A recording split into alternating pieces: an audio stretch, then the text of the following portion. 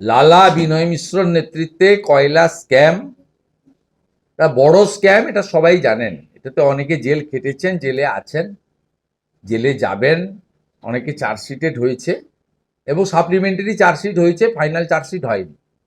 আমাদের পশ্চিমবঙ্গে তৃণমূল কংগ্রেসের রাজত্বে দুটো বড় স্ক্যাম হয়েছে, একটা ক্যাটেল মুর্শিদাবাদ ওরিয়েন্টেড, আর একটা হচ্ছে কোল স্ক্যাম।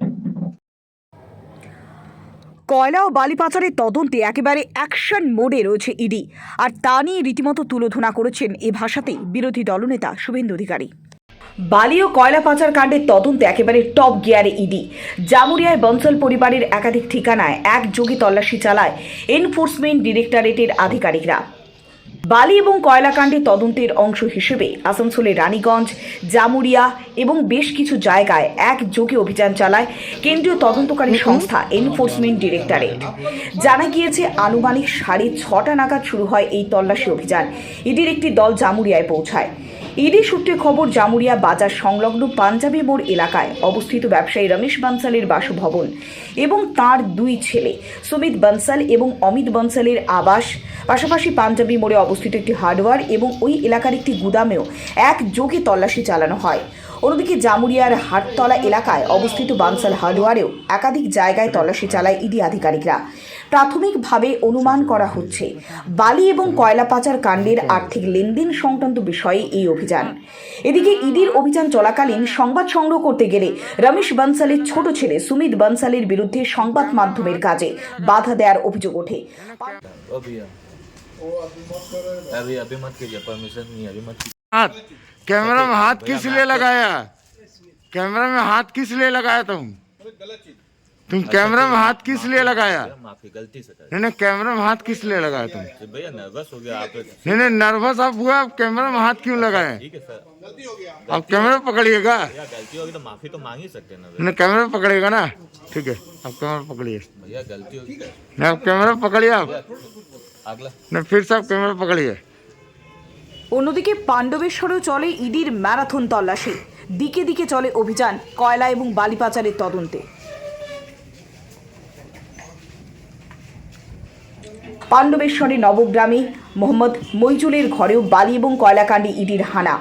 একাধিক জায়গায় তল্লাশি চালাচ্ছে ইডি আধিকারিকরা। এছাড়াও বালি কাণ্ডে হানা দুর্গাপুরের শিবকোতে প্রবীর দত্তের বাড়িতে। একই সঙ্গে বালি পাচার কাণ্ডের তদন্তে দুর্গাপুরের শিবকোতেও প্রবীর দত্তের বাড়িতে চলছে লাগাতার তল্লাশি।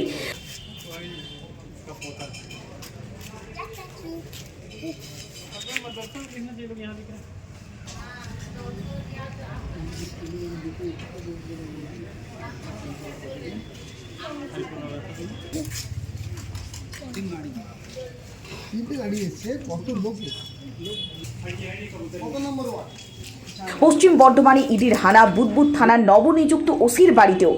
মঙ্গলবার সকাল থেকেই পশ্চিম বর্ধমান জেলা জুড়ে একেবারে চাঞ্চল্য ছড়িয়ে পড়ে। কেন্দ্রীয় তদন্তকারী সংস্থা এনফোর্সমেন্ট ডিরেক্টরেটের একেবারে ম্যারাথন তল্লাশি। বুদবুদ থানার নবনিযুক্ত ওসি মনোরঞ্জন মণ্ডলের বাড়িতে এদিন সকাল থেকে টানা তল্লাশি অভিযান শুরু করে ইডি আধিকারিকরা।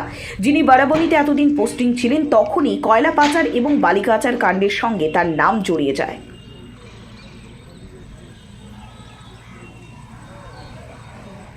উল্লেখযোগ্য বিষয়, এখনো পর্যন্ত তিনি আনুষ্ঠানিকভাবে বুদবুদ থানার দায়িত্বভার গ্রহণ করেননি। তার আগে এই হাই ভোল্টেজ অভিযানে গোটা জেলায় ব্যাপক আলোড়ন সৃষ্টি হয়েছে। সূত্রের খবর, সকাল থেকে ইডির একটি দল মনোরঞ্জন মণ্ডলের বাড়িতে ঢুকে বিভিন্ন গুরুত্বপূর্ণ নথিপত্র এবং আর্থিক লেনদেন সংক্রান্ত কাগজপত্র খতিয়ে দেখছেন। অভিযানের সময় নিরাপত্তার স্বার্থে বাড়ির বাইরে মোতায়েন করা হয়েছে কেন্দ্রীয় বাহিনীর জওয়ানদেরকে। কয়েক মাস আগে মনোরঞ্জন মণ্ডলকে সাসপেন্ড করা হয়েছিল। পরে তাকে আসানসোল দুর্গাপুর পুলিশ কমিশনারেটের স্পেশাল ব্রাঞ্চের দায়িত্ব দেওয়া হয়। সেখান থেকে সম্প্রতি তাকে বুদবুদ থানার ওসি হিসেবে নিয়োগ করা হয়। তবে দায়িত্ব গ্রহণের আগে ইডির এই অভিযানে নতুন করে একাধিক প্রশ্ন উঠতে শুরু করেছে। শুধুমাত্র মনোরঞ্জন মণ্ডলের বাড়িতেই নয়, একই সঙ্গে পশ্চিম বর্ধমান জেলার বিভিন্ন প্রান্তে কয়লা এবং বালি ব্যবসার সঙ্গে যুক্ত একাধিক ব্যবসায়ীর বাড়িতেও ইডির পক্ষ থেকে অভিযান চালানো হচ্ছে বলেই জানা গিয়েছে। জেলার একাধিক এলাকায় একযোগে চলা এই তল্লাশি অভিযান ঘিরে ব্যাপক শোরগোল পড়ে যায়। এই অভিযানের প্রকৃত কারণ এবং তদন্তের পরিধি নিয়েও এখনো পর্যন্ত ইডির পক্ষ থেকে কোনো আনুষ্ঠানিক বিবৃতি দেওয়া হয়নি। তবে কয়লা এবং বালি পাচার সংক্রান্ত আর্থিক অনিয়মের অভিযোগের সূত্র ধরেই এই অভিযান চালানো হচ্ছে বলে মনে করছে ওয়াকিবহল মহল।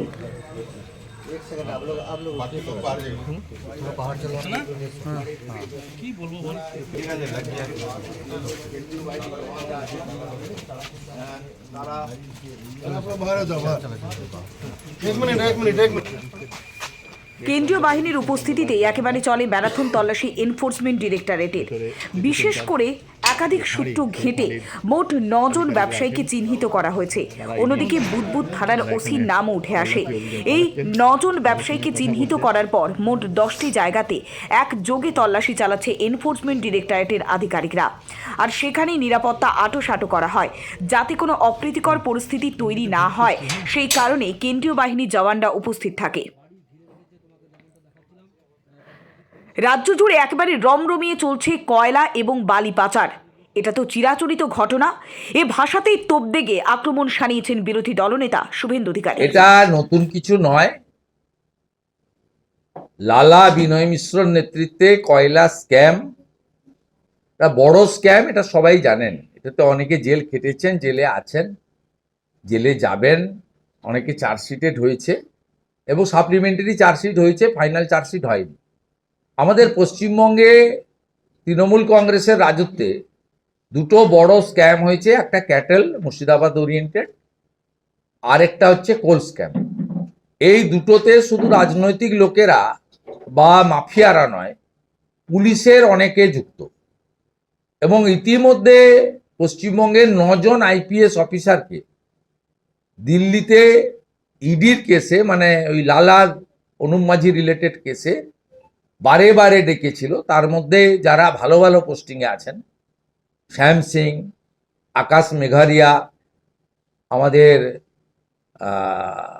সেলভা মুরুগান,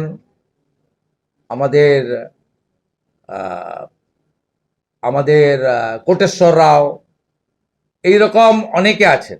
ক্যাটেল কেসেও আমাদের বর্তমানে আইজি দক্ষিণবঙ্গ যাকে করেছেন তিনি সহ অসংখ্য আইপিএস,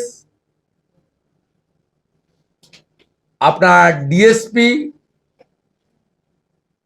ইন্সপেক্টর, এসআইরা অভিযুক্ত আছেন। আমরা মনে করি যে এবারে তদন্তকে গুটিয়ে এনে যদি বেনিফিশিয়ারিদেরকে আপনারা যদি ইসিএল এর আধিকারিকদের জেল খাটাতে পারেন, তাদের সাসপেন্ড হতে পারে, তাহলে হোয়াই নট এই টেন্টেড ওসি, আইসি, এসডিপিও, ডিএসপি, আইপিএসদের বিরুদ্ধে চূড়ান্ত ব্যবস্থা হচ্ছে না। এবং এক্ষেত্রে মহামান্য রাজ্যপাল অথবা কোর্ট থেকেও এদের বিরুদ্ধে ব্যবস্থা নেওয়ার সুযোগ রয়েছে। বেশ কয়েকজনের নামে চার্জশিটে নামও দিয়েছেন। আমরা চাই এদের সম্পত্তি ক্রোক করা হোক এবং এদের হেফাজতে নিয়ে এই আজকে যিনি বুদবুদ থানার ওসি, আগে বারাবণীর ওসি ছিলেন, সেই রিলেটেডই তিনি কোল স্ক্যামের সঙ্গে যুক্ত, তাকে হেফাজতে নিয়ে তিনি 75-25 ভাগে 25 রেখে 75 কোথায় কোথায় পাঠাতেন, এটাও তদন্তকারী সংস্থার জানা উচিত এবং জনগণের সামনেও আসা উচিত।